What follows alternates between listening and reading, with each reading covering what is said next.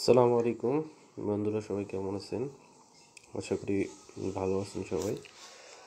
আজকে পড়ার বিষয় হলো রেইনফোর্স কংক্রিট ডিজাইনের ক্ষেত্রে লোড সম্পর্কে ধারণা। রেইনফোর্স কংক্রিট যখন ডিজাইন করা হয় সেক্ষেত্রে কিছু লোড ধরা হয়, সেই লোড সম্পর্কে আজকে ধারণা।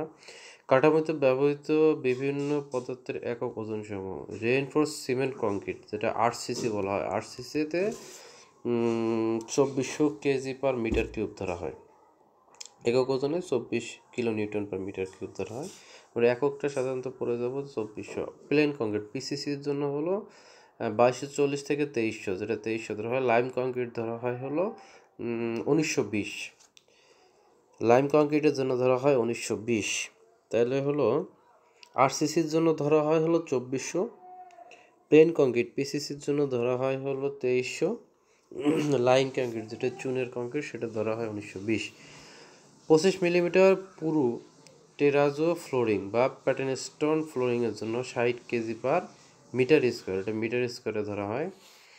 আর সাসপেন্ডেড সিলিং বা মুভেবল পার্টিশন 40 থেকে 50 কেজি পার মিটার স্কোয়ার, এটা ধরা হয় মূলত লোড। এখানে ডেমো এমসিকিউ দেওয়া আছে। লাইম কংক্রিটের একক ওজন কত কেজি পার ঘনমিটার? লাইম কংক্রিটে আমরা 1920 পড়ে আসলাম, যেটা এখানে দেওয়া আছে 1920। এখানে উত্তরটা হবে 1920। লাইম কংক্রিটের জন্য 1920, প্লেন কংক্রিটের জন্য 2300, রেইনফোর্সমেন্ট কংক্রিটের জন্য ধরা হয় হলো 2400।